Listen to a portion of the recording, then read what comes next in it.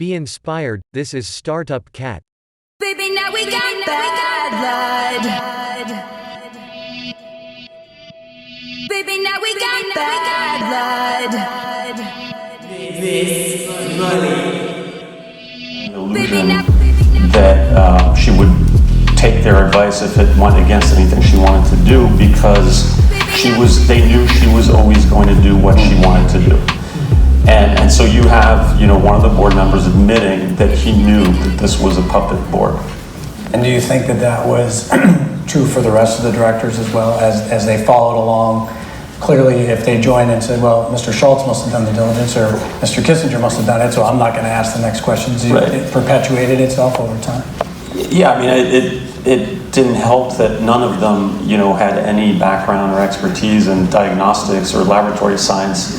I think 2 of the 12 men on the board had some remote association with medicine. Bill Frist was one of them, former transplant surgeon, and I think William Fagey, who had once been head of the CDC.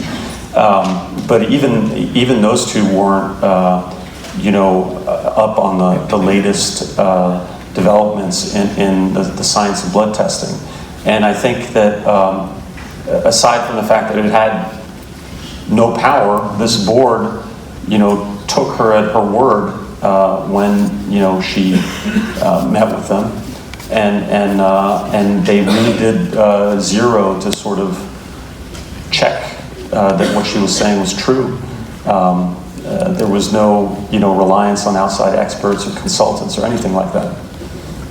And so let's shift to the second group that I want to talk about a little bit around regulators. And so it seemed from the account in the book that Theranos, either through a combination of concealment or misrepresentation, was adept at steering clear of the groups that regulate labs and the groups that regulated the consumer devices.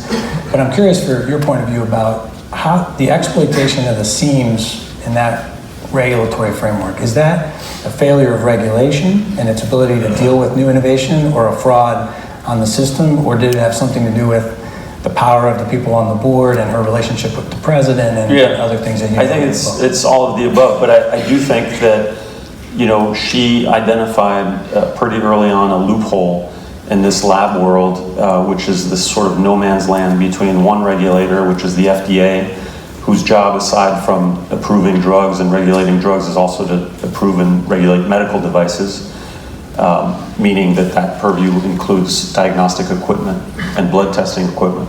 So there's the FDA on the one side, and then there's the Centers for Medicare and Medicaid Services, which, aside from running the Medicare program, wears this second hat, which is to regulate clinical laboratories. And the no man's land is this area known as laboratory developed tests, which are tests that labs fashion with their own methods without using FDA cleared medical devices. And the truth is that neither the FDA nor CMS have policed laboratory developed tests. CMS really just sends inspectors, and often even just relies on state inspectors once every 2 years to inspect labs and make sure they're doing things okay, and then renew their what's called CLIA licenses. And then the FDA vets and approves the equipment that the diagnostic equipment companies market to labs. But for a long time now, no one has been policing these LDTs as they're known. And under the Obama administration, the FDA had been making a push to finally start regulating LDTs. And that's actually, that policy stance has been completely reversed with the Trump administration, and the FDA has completely pulled away from that. So I think she really exploited this no man's land and was able to thread that needle between these 2 regulators in a way that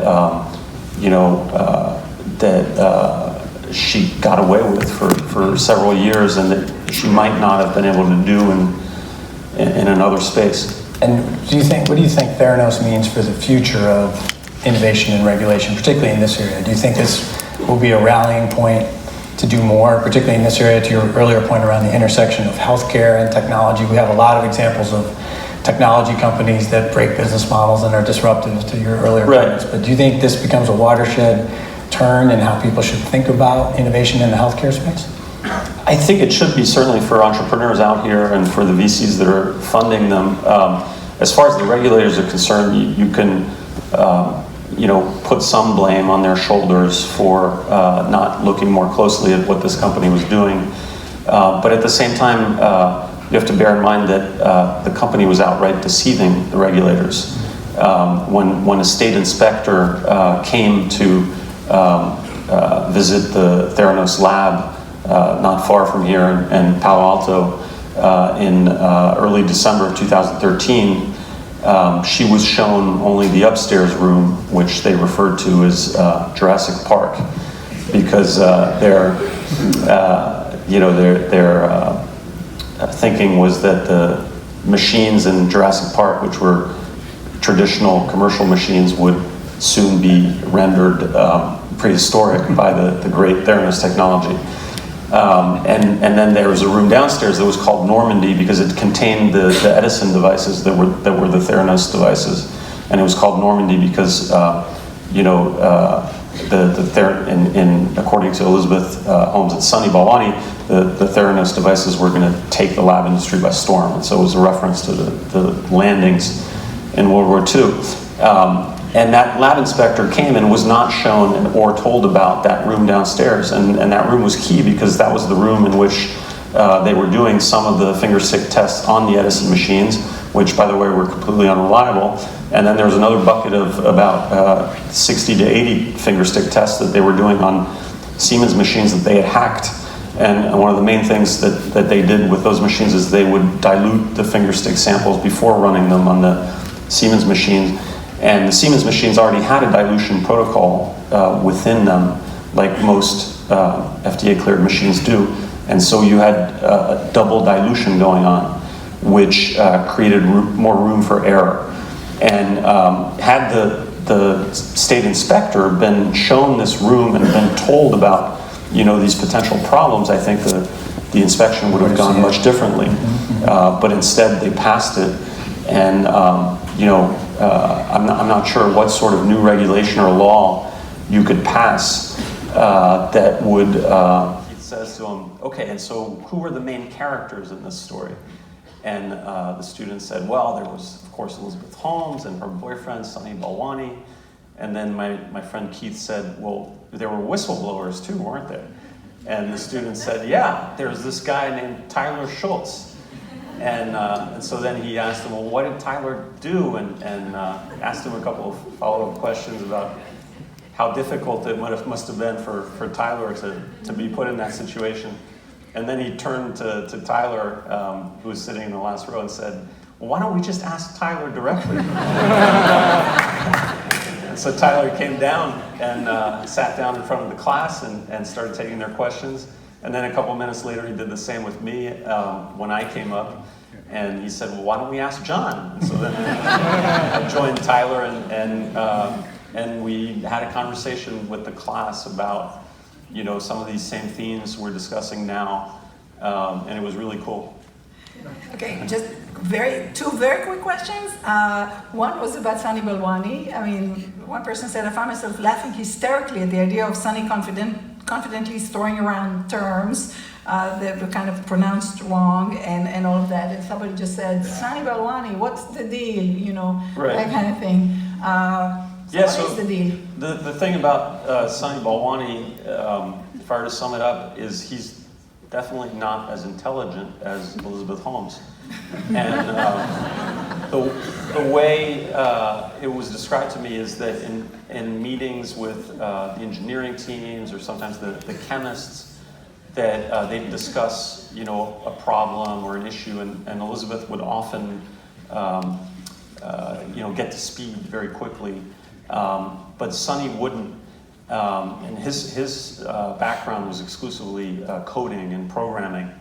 And so he didn't really understand any of the engineering discussions, and sometimes he would hear these engineering terms being thrown around, and he'd sort of latch onto them and repeat them. And there's an anecdote about that in the book, and he hears this term in one meeting, the term end effector, which refers to the little claws at the end of robotic arms. and he thinks he hears endo factor.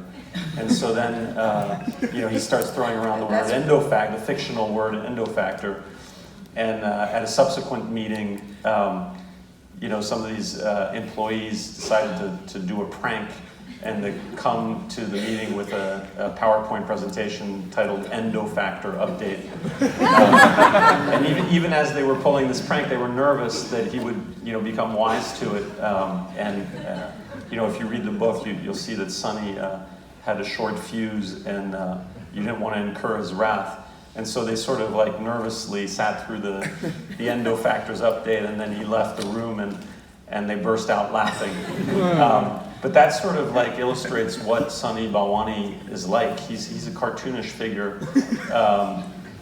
He is someone that was constantly accusing people of not giving their all to Theranos. And to the point that he would spend hours back when they were on Hillview Avenue and looking out at the floor to see if he could figure out who was slacking off. And he would monitor when employees would badge in and badge out to see how many hours they were working.